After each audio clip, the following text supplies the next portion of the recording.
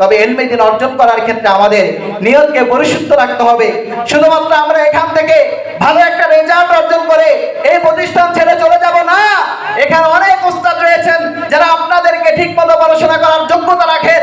যারা এখানে এসেছেন তারা এক একটা বড় বড় প্রতিষ্ঠান থেকে আপনাদেরকে শিক্ষা দেওয়ার জন্য এসেছেন। অতএব আপনারা যারা সিদ্ধান্ত নিয়ে রেখেছেন যে আমরা দাখিল পাশ করে আলেম পাশ করে অন্য জায়গায় চলে যাব, তাদের কাছে আমার আহ্বান থাকবে আপনারা এখানে থাকেন। আল্লাহ পাক রব্বুল আলামিন আপনার ইলমের মধ্যে, আপনার আমলের মধ্যে, আপনার আখলাকের মধ্যে উন্নতি দান করবেন। এই জন্য পেয়ারা হাজিরিন, নতুন তালিবুল ইলম যারা আসছেন, মাদ্রাসার নিয়ম কানুন, আইন শৃঙ্খলা এবং মাদ্রাসার সমস্ত যে নিয়ম কানুনগুলো আছে, ওস্তাদের প্রতি সম্মান, সময়ের প্রতি গুরুত্ব, পড়ালেখার প্রতি একনিষ্ঠভাবে মনোযোগ দেওয়া, এই বিষয়গুলোর প্রতি আমাদের খেয়াল রাখা খুবই জরুরি। আসসালামু আলাইকুম ওয়া রাহমাতুল্লাহি ওয়া বারাকাতুহু। নাহমাদুহু ওয়া নুসাল্লি আলা রাসূলিহিল কারীম, আম্মা বা'দ। فقد قال الله تعالى في كلامه المجيد وفرقانه الحميد: أعوذ بالله من الشيطان الرجيم، بسم الله الرحمن الرحيم، اقرأ باسم ربك الذي خلق. وقال عليه الصلاة والسلام: من يرد الله به خيرا يفقهه في الدين وإنما أنا قاسم والله يعطي أو كما قال عليه الصلاة والسلام। সকলে দিল খুলে, মন খুলে, দিলের আবেগকে উজাড় করে দিয়ে বিশ্বনবী সরকার দো আলম সাল্লাল্লাহু আলাইহি ওয়াসাল্লামের শানে একবার দরুদ ও সালাম পাঠ করি, বলি সাল্লাল্লাহু আলাইহি ওয়াসাল্লাম। সম্মানিত হাজিরিন, বাংলাদেশ ছাত্র হিজবুল্লাহ কর্তৃক আয়োজিত নবীন বরণ অনুষ্ঠান 2025 সনে উপস্থিত রয়েছেন অত্র মহতি অনুষ্ঠানের সম্মানিত সভাপতি আল হেরা দারুস সুন্নাহ কামিল মাদ্রাসার স্বনামধন্য অধ্যক্ষ জনাব আলহাজ হযরত মাওলানা মুসলিহুদ্দিন সাহেব মাদ্দাজিল্লাহুল আলী। আরো উপস্থিত রয়েছেন আল হেরা দারুস সুন্নাহ কামিল মাদ্রাসার স্বনামধন্য আসাদে কেরাম, সমপ্রাণে উপস্থিত রয়েছেন বাংলাদেশের বিভিন্ন প্রান্ত থেকে ছুটে আসা আল হেরা দারুস সুন্নাহ কামিল মাদ্রাসার এই মধু কাননে এক ঝাঁক মধু আহরণকারী তালিবুল ইলম ছাত্র বন্ধুরা, আল্লাহ পাক রব্বুল ইজ্জাতের দরবারে অসংখ্য অগণিত শুকর ও সুজুদ যে রব্বে কারীম আমাদেরকে 2024 সাল অতিক্রান্ত করে 2025 সালে সুস্থতার সহিত নতুন ভাবে, নতুন উদ্যমে ইলমে দ্বীন অর্জন করার তৌফিকটুকু এনায়েত করেছেন। এই জন্য সকলে দিল খুলে, মন খুলে, দিলের আবেগকে উজাড় করে দিয়ে একবার পাঠ করি, বলি আলহামদুলিল্লাহ। আপনারা কি বেজার নাকি? তাহলে আবার সকলে জোরে সোরে বলেন আলহামদুলিল্লাহ।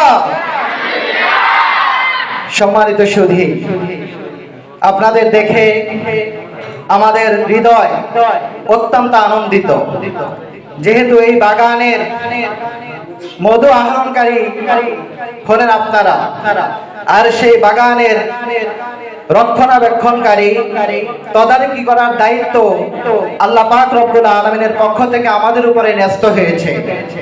এই জন্য একজন মালি যখন তার বাগানে মধুমক্ষিকাকে দেখতে পায়, তখন তার অন্তরটা, তার হৃদয়টা আনন্দের উল্লাসে ভেসে যায়, ঠিক কিনা বলেন? তাহলে প্রিয় তালিবুল ইলম, আজকের অনুষ্ঠানটা হলো নবীন বরণ।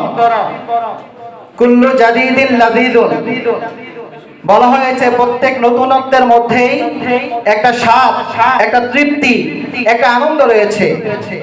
আপনারা যারা আল হেরা দারুস সুন্নাহ কামিল মাদ্রাসায় 2025 সালে অধ্যয়ন করার জন্য ভর্তি হয়েছেন, আপনাদের প্রত্যেককে বাংলাদেশ ছাত্র হিজবুল্লাহর পক্ষ থেকে সাধুবাদ জানাই। পেয়ারা হাজিরিন, আজকের এই মহতি অনুষ্ঠানের গুরুত্বপূর্ণ আলোচনাগুলো ওলামায়ে কেরামগণ, আসাতিজায়ে কেরামগণ, আমাদের প্রিন্সিপাল হুজুর সহ সকলেই করবেন। তো আমি দুই একটি কথা বলবো, ওমা তাওফিকি ইল্লা বিল্লাহ। আমরা যে মসজিদে একত্রিত হয়েছি, আমাদের একত্রিত হওয়ার একমাত্র উদ্দেশ্য হলো ইলমে দ্বীন অন্বেষণ করা, ইলমে দ্বীন একজনের কাছে পৌঁছে দেওয়া এবং আমরা ইলমে দ্বীনকে ধারণ করা। বিশ্বনবী সাল্লাল্লাহু আলাইহি ওয়াসাল্লাম এই ইলমে দ্বীন ধারণ করার বিষয়টাকে তার হাদিসের মাধ্যমে এভাবে পেশ করেছেন, মান জা মসজিদি হাযা লাম ইয়াতিহি ইল্লা লিখাইরিন ইয়াতাআল্লামুহু আও ইউআল্লিমুহু ফাহুয়া বিমানসালাতিল মুজাহিদ ফি সাবিলিল্লাহ। মান জা মসজিদি হাযা, যে ব্যক্তি আমার এই মসজিদে একত্রিত হলো, আসলো, লাম ইয়াতিহি ইল্লা লিখাইরিন, তাকে এই মসজিদে নিয়ে আসে নাই, সেই মসজিদে আসে নাই তবে একমাত্র কল্যাণকর বিষয়ের জন্য আসছে, সেটা হলো সে ইয়াতাআল্লামুহু আও ইউআল্লিমুহু, ইলমে দ্বীন শিক্ষা করবে অথবা ইলমে দ্বীন অপরকে শিক্ষা দিবে। আল্লাহ রাসূল বলেন ফাহুয়া বিমানসালাতিল মুজাহিদ ফি সাবিলিল্লাহ, ওই ব্যক্তির দৃষ্টান্ত হলো, ওই ব্যক্তির উদাহরণ হলো আল্লাহর রাস্তায় মুজাহিদের দৃষ্টান্তের মতো। বলেন সুবহানাল্লাহ। প্রিয় হাজিরিন, তাহলে আমরা ইলমে দ্বীন তলব করার জন্য এখানে এসেছি। আল্লাহ রাসূল সাল্লাল্লাহু আলাইহি ওয়াসাল্লাম বলেন মান খরাজা ফি তলাবিল ইলমি ফাহুয়া ফি সাবিলিল্লাহি হাত্তা ইয়ারজিআ, যে ব্যক্তি আল্লাহর দ্বীন তলব করার জন্য, ইলমে দ্বীনকে অন্বেষণ করার জন্য আল্লাহর রাস্তায় বের হয়ে যায়, আল্লাহর হাবিব বলেন ওই ব্যক্তির দৃষ্টান্ত হলো সে আল্লাহর জিহাদের রাস্তায় আছে যতক্ষণ না সে ইলমে দ্বীন অন্বেষণ করে, অবসরণ না করে।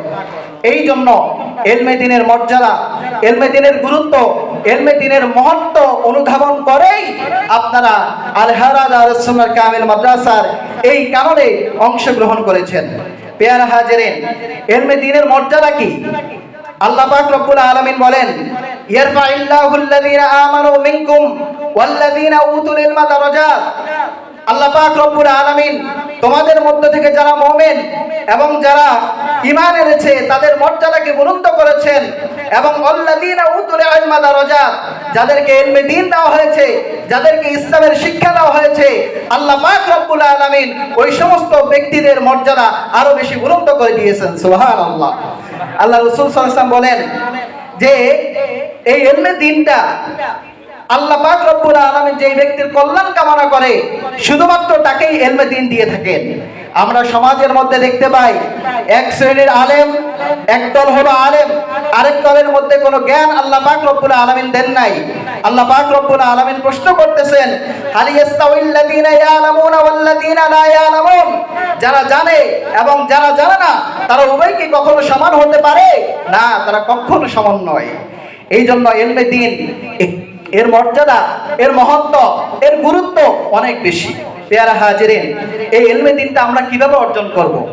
ইবনে আব্বাস রাদিয়াল্লাহু, ইবনে মাসউদ রাদিয়াল্লাহু তাআলা আনহু তিনি বলেন ইন্না আহাদাকুম লাম ইউলাদ আলিমান, এই দুনিয়ার মধ্যে তোমরা কেউ আলেম হিসেবে জন্মগ্রহণ করো নাই। ওয়া ইন্নামাল ইলমু বিতাআল্লুম, এই ইলমটা অর্জন করতে হবে শিক্ষার মাধ্যমে, পাঠদানের মাধ্যমে, তাআল্লুমের মাধ্যমে। এই জন্য আল্লাহ পাক রব্বুল আলামিন পবিত্র কোরআনের মধ্যে বলেন ফাসআলু আহলায যিকরি ইন কুনতুম লা তা'লামুন, এই দুনিয়ার মধ্যে যদি তোমরা কোনো বিষয় অবগত না হও, যদি তোমাদের কোনো বিষয় জানা না থাকে, তাহলে যারা এই বিষয়গুলো জানে তাদেরকে সেই বিষয়গুলো জিজ্ঞেস করো। ইমাম ফকি আল্লামা শাফি রাহমাতুল্লাহি আলাইহি তিনি বলেন ইন্নাল ইলমা কানা ফি সুদুরির রিজাল, প্রথম যুগে ইলমটা মানুষের সিনার মধ্যে ছিল, তাদের বক্ষের মধ্যে ছিল, তাদের জেহেনে ছিল। সুম্মা ইন্তাকারা ইলাল কুতুব, অথবা এই ইলমটা কিতাবের মধ্যে স্থান করে নেয়, জায়গা করে নেয়। ওয়াসারাত মাফাতিহুহু বিআইদিল উলামা, তবে এই যে কিতাবগুলো আছে এই কিতাবের মধ্যে ইলমটা যদিও সন্নিবেশিত করা হয়েছে, কিন্তু এই কিতাবের মধ্যে থাকা ইলমের প্রত্যেকটা চাবি আলেম ওলামার কাছে, প্রত্যেকটা চাবি রেজাল্ট তথা ব্যক্তিদের কাছে। এই জন্য এই সমাজের মধ্যে দেখা যায় অনেক মানুষ শুধুমাত্র কিতাব পড়ে পড়ে, অনলাইন থেকে কিতাব পড়ে পড়ে তারা বড় বড় আলেম দাবি করে, সেলিব্রিটি দাবি করে, কিন্তু না, ওই ইলমের মাধ্যমে আপনার এক শিখেও কোনো উপকার হবে না যতক্ষণ না একজন বুজুর্গ, একজন নেককার উস্তাদের সংস্পর্শ গ্রহণ না করবেন।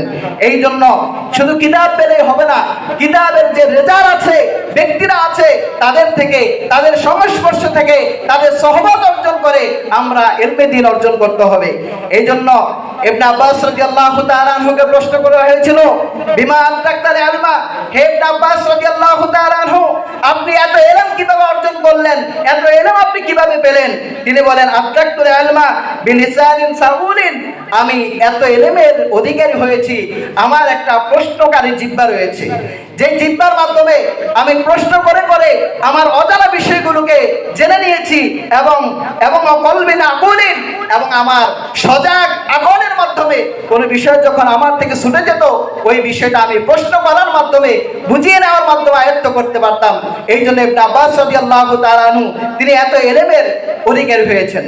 অতএব পেয়ারা হাজিরিন, নবীর মরণ অনুষ্ঠানে আপনাদের প্রতি আমাদের পক্ষ থেকে একটাই আহ্বান, আপনারা এখনো ছোট, এখনো বয়স কম, অনেক কিছু আপনারা বুঝতে পারেন না, অনেক কিছু থেকে আপনারা হোঁচট খান। এই জন্য ইলমে দ্বীন তলব করার ক্ষেত্রে একজন ওস্তাদের সংস্পর্শ থেকে কিতাবগুলোকে আয়ত্ত করে নিতে হবে। আমাদের সংগ্রাম, আমাদের প্রচেষ্টা, আমাদের সব কিছু ইলমের জন্য বিসর্জন করে দিতে হবে। বলা হয়, আল ইলমু লা ইউতিকা বাদাহু হাত্তা তুতিয়াহু কুল্লাকা, তুমি তোমার পরিপূর্ণতা যতক্ষণ পর্যন্ত না ইলমকে দান করবে, ওই ইলম তোমাকে সামান্য পরিমাণ কিছু দান করবে না। এই জন্য চেষ্টা, অধ্যবসায়, এগুলোর মাধ্যমে আমাদের ইলমকে উন্নত করতে পারি। ইমাম ইবনুল হাফি রাহমাতুল্লাহি আলাইহি তিনি বলেন, লা আলামু আলা ওয়াজহিল আরদি আমালান আফদালা মিন তালাবিল ইলমি ওয়াল হাদিস লিমান ইত্তাকাল্লাহ ওয়া হাসুনাত নিয়্যাতুহু। তবে ইলমে দ্বীন অর্জন করার ক্ষেত্রে আমাদের নিয়তকে পরিশুদ্ধ রাখতে হবে। শুধুমাত্র আমরা এখান থেকে ভালো একটা রেজাল্ট অর্জন করে এই প্রতিষ্ঠান ছেড়ে চলে যাব না। এখানে অনেক উস্তাদ রয়েছেন যারা আপনাদেরকে ঠিকমতো পড়াশোনা করার যোগ্যতা রাখেন, যারা এখানে এসেছেন তারা এক একটা বড় বড় প্রতিষ্ঠান থেকে আপনাদেরকে শিক্ষা দেওয়ার জন্য এসেছেন। অতএব আপনারা যারা সিদ্ধান্ত নিয়ে রেখেছেন যে আমরা দাখিল পাশ করে, আলেম পাশ করে অন্য জায়গায় চলে যাব, তাদের কাছে আমার আহ্বান থাকবে, আপনারা এখানে থাকেন, আল্লাহ পাক রব্বুল আলামিন আপনার ইলমের মধ্যে, আপনার আমলের মধ্যে, আপনার আখলাকের মধ্যে উন্নতি দান করবেন। এই জন্য পেয়ার হাজিরিন, নতুন তালিবুল ইলম যারা আসছেন, মাদ্রাসার নিয়ম কানুন, আইন শৃঙ্খলা এবং মাদ্রাসার সমস্ত যে নিয়ম কানুনগুলো আছে, ওস্তাদের প্রতি সম্মান, সময়ের প্রতি গুরুত্ব, পড়ালেখার প্রতি একনিষ্ঠভাবে মনোযোগ দেওয়া, এই বিষয়গুলোর প্রতি আমাদের খেয়াল রাখা খুবই জরুরি, অতীব প্রয়োজন। এই জন্য এইটুকু কথা বলে আমি আমার আলোচনা এখানেই শেষ করছি। ওয়া আখিরু দাওয়ানা আলহামদুলিল্লাহি রাব্বিল আলামিন। আসসালামু আলাইকুম ওয়া রাহমাতুল্লাহি ওয়া বারাকাতুহু।